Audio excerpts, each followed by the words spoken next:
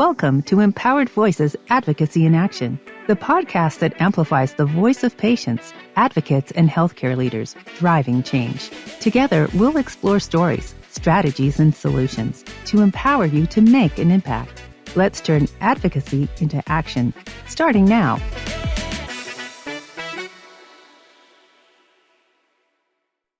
Hello, and welcome to Empowering Voices. This episode is part of the Heal Canada Iron Deficiency Anemia Patient Advocacy Initiative in partnership with 360 Life Sciences Consulting and supported by Pfizer Canada. This is your host, Hisham Younes, on behalf of Heal Canada, and I'll be speaking today to our guest, Heba Harkous. Heba is joining us to share her experience with iron deficiency anemia, both as a nurse and a recovered patient. Heba is a registered nurse, currently working as the Director of Operations and Nursing Services at a fertility and women's health clinic here in Ontario, and has a wealth of international experience as an oncology and hematology nurse specialist. Hi, Heba. Hi, Hisham. Thank you for having me. Of course. Well, I really appreciate you joining us. I have a couple questions for you, Heba, that would be beneficial to patients living with or impacted by iron deficiency anemia. For sure. Excellent. So to start with, what is iron deficiency anemia and what are its symptoms? Iron deficiency anemia simply means your body doesn't have enough iron. So, less oxygen is delivered to your tissues. And oxygen is not just something we breathe, it's actually energy for every single cell in our body. From my experience as both a nurse and a patient, iron deficiency anemia is often thought of as just feeling tired. But honestly, it's so much more than that. When your body doesn't have enough iron, it cannot produce enough hemoglobin. And hemoglobin is the part of your blood that carries the oxygen. Think of it this way. Your iron is low, leads to your hemoglobin becomes low. And then, when your hemoglobin is low, your body doesn't get enough oxygen. When your body is not getting enough oxygen, it starts affecting everything, not just your energy level. Let me tell you a bit more about the iron deficiency anemia symptoms. It's definitely not just fatigue. A patient with iron deficiency anemia may experience symptoms like feeling exhausted, even after a full night's sleep, shortness of breath, even with simple activities like walking or climbing the stairs, racing heartbeats, dizziness, or feeling lightheaded, difficulty focusing, which usually we say it's a brain fog, hair loss, and even anxiety-like symptoms. Well, if I want to explain symptoms by symptoms, let's do it one by one. The fatigue, what we're talking about here is not the normal being tired that goes away with rest. It's a totally different kind of exhaustion. It's waking up in the morning already feeling drained.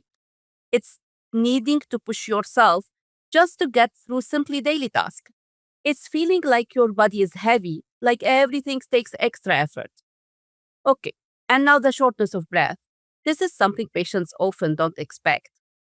You might notice that things you used to do easily, like walking, going up a few stairs, even talking for a long time, suddenly feel harder.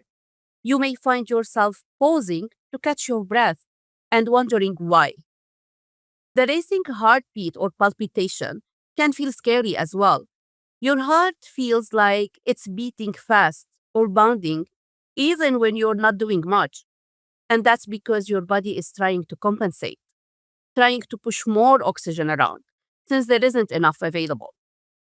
The dizziness, the lightheaded feeling when you stand up, or even feeling like you might faint, that's your body telling you it's not getting what it needs. And one of the most frustrating symptoms patients tell me about is the brain fog, not being able to focus, forgetting simple things, struggling to find the right words, feeling like you're not as sharp as you used to be. It can affect your work, your confidence, even your relationships. Hair loss is another big one, especially for women. You start noticing more hair in the shower or on your brush.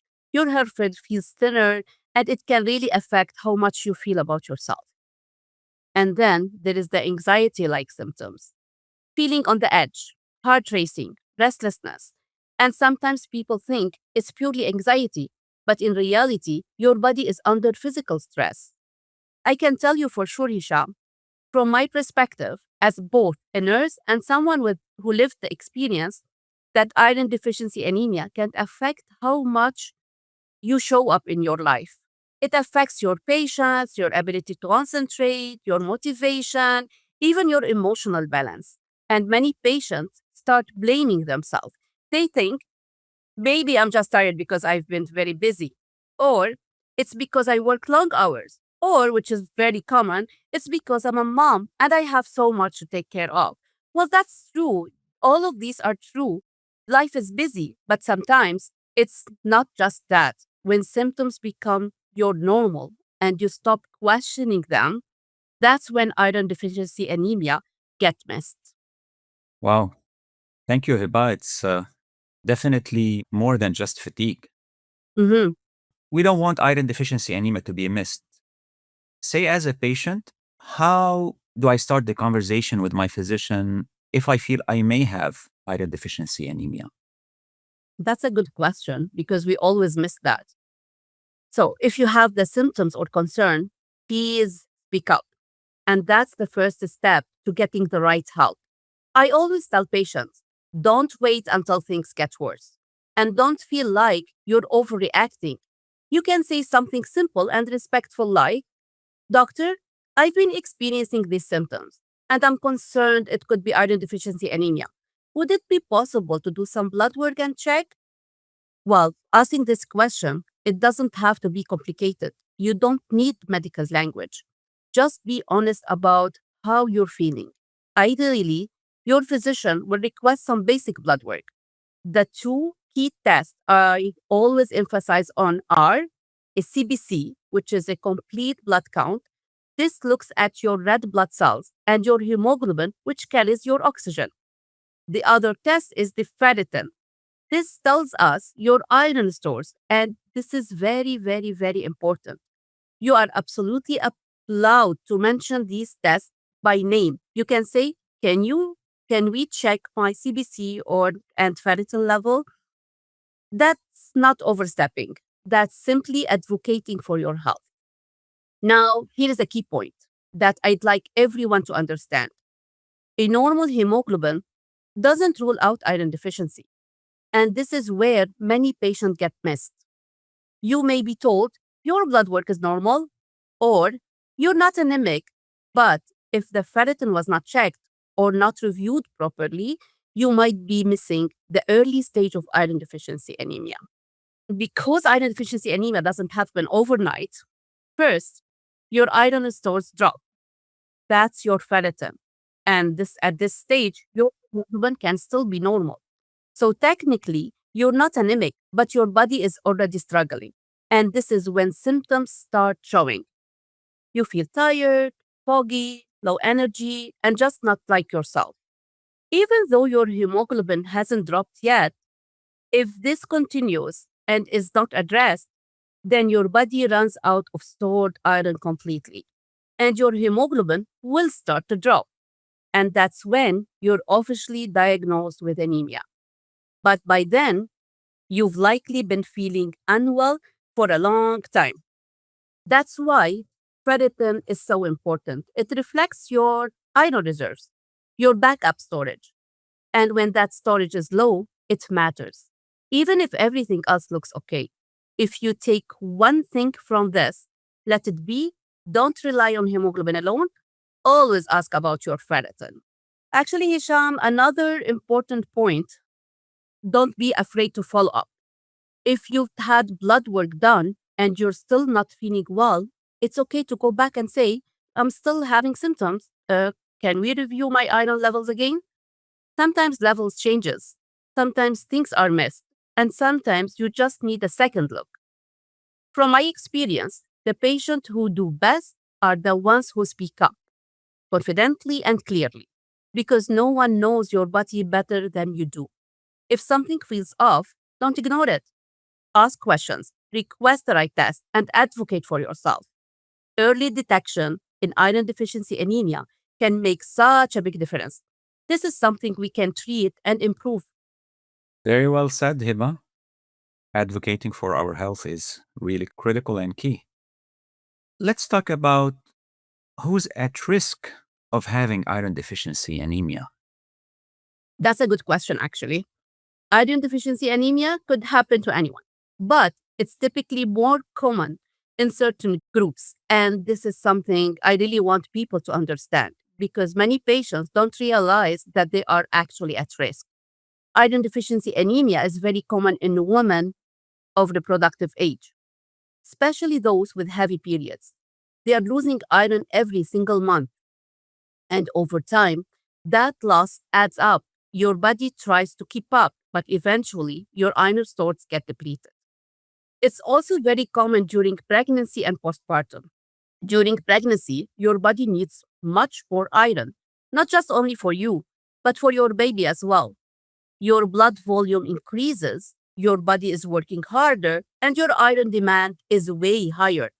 And after delivery, especially if there is blood loss, you may start your postpartum period already with reduced iron stores. And many women are told, oh, you're just tired because you had a baby. But sometimes it's more than that. Sometimes it's iron deficiency that was never checked or treated properly. Another important group is individuals with low iron intake, and this is very common also. This can happen with people following vegetarian or vegan diets if iron intake is not well balanced. Not all iron is absorbed the same way. Iron from plant sources is harder for the body to absorb compared to animal sources. So even if you feel like you're eating healthy, you could still be low in iron if you're not supplementing or combining food properly. We also see iron deficiency anemia in patients with chronic medical conditions.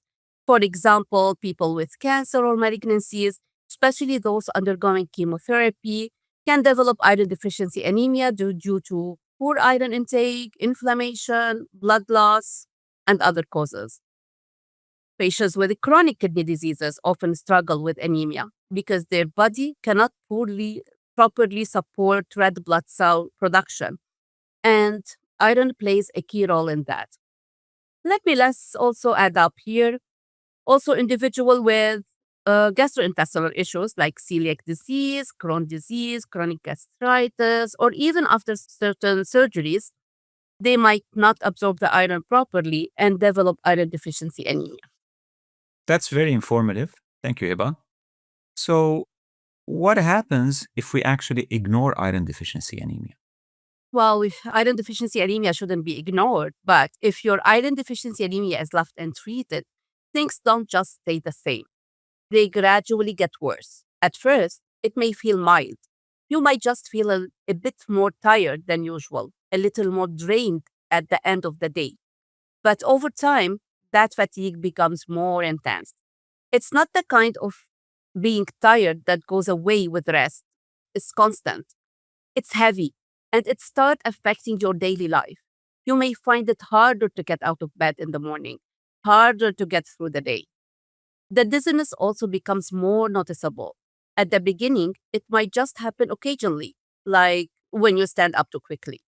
But it progresses. You may start feeling lightheaded more often. You may feel unsteady, like you might faint, and that can become concerning, especially if you're driving, working, or taking care of others. Now, shortness of breath is another symptom that worsen over time. At first, it might only happen with activity, like walking or climbing the stairs, but later, even simple movement can make you feel out of breath. Some patients even feel breathless while talking or doing very light activities. And that can be very frustrating because you know your body and you know that isn't normal for you. Then there is the heart palpitation. As your body struggles to deliver enough oxygen, your heart starts working harder to compensate. You may feel your heart racing and bounding sensation in your chest, uncomfortable heartbeats.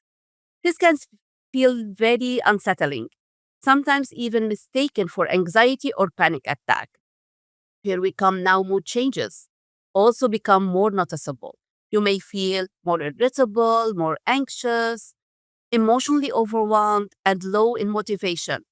Again, many people blame stress or lifestyle without realizing that there is a physical reason behind it. And as this continues, your overall quality of life starts to change. In more severe cases, your body becomes under significant stress because your body is constantly trying to compensate for the lack of oxygen. Your heart has to work harder. Your body has to prioritize essential function.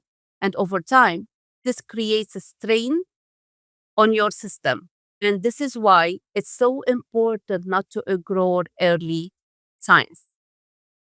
So, because iron deficiency anemia is not something just goes away on its own, if the cause is not addressed, it continues to progress.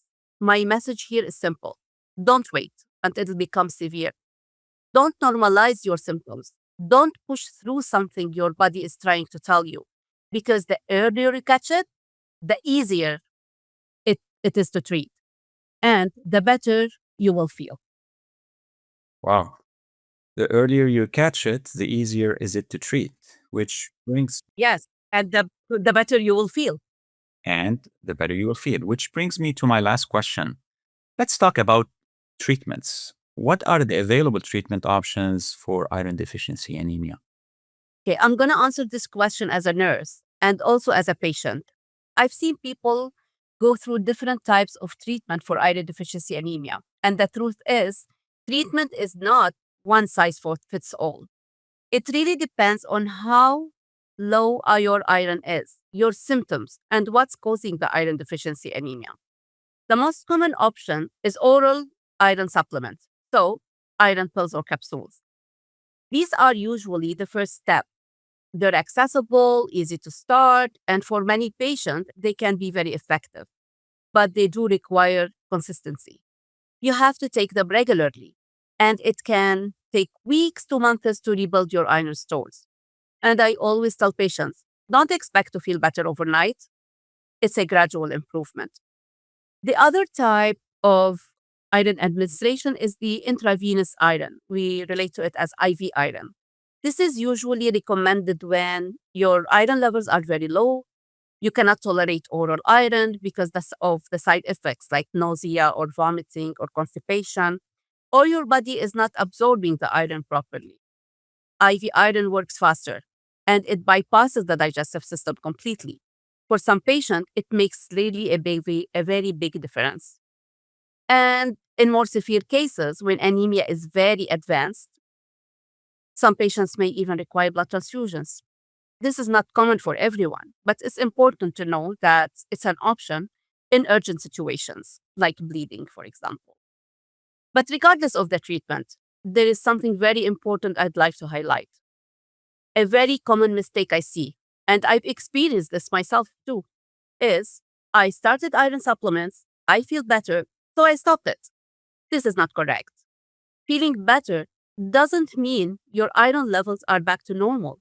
What's happening is your body is starting to respond. Your hemoglobin may be improving and your symptoms start to ease. But your iron stores, which means your ferritin, may still be low. And if you stop too early, you go right back to where you started. Iron treatment, Hisham, is not just about feeling better. It's about replenishing your stores completely. You should never stop or change your iron treatment unless you repeat your blood work and your doctor confirms that your level are back to normal. And even then, sometimes you need what we call a maintenance plan, especially if the cause is ongoing, like heavy periods for women. Another important point, treatment is not just about taking iron. You also have to understand why you became iron deficit in the first place. Because if the cause is not addressed, the deficiency will keep coming back. Well, my message to patients, take your treatment seriously, be consistent, follow up with blood work, and don't stop early, even if you feel better. Because when iron deficiency is treated properly, the difference is how you feel your energy, your clarity, your overall well being is really life changing. Finally, as a patient myself, I'd like to remind individuals with iron deficiency anemia that what you're feeling is valid and you are not alone. If you don't feel like yourself, please don't ignore it. Iron deficiency anemia is very common, but the good news is it is also very treatable, especially when caught early. Listen to your body, speak up, and advocate for your health. Very important messages there. Thank you, Heba. So insightful and super informative. I know that there are a lot of people out there struggling to navigate their journey with iron deficiency anemia that will benefit from this conversation. Thank you. Thank you so much for the opportunity, Sam. Well, this has been Empowering Voices from Heal Canada, and we've been listening to Heba Harkous, a nurse and a patient with lived experience, talking to us about iron deficiency anemia. Thanks for tuning in, and bye-bye. Thank you for joining us on Empowered Voices Advocacy in Action. Stay inspired, stay informed, and keep advocating for change. Together, we're stronger, amplifying our collective voice. Don't forget to subscribe and share. Your voice matters.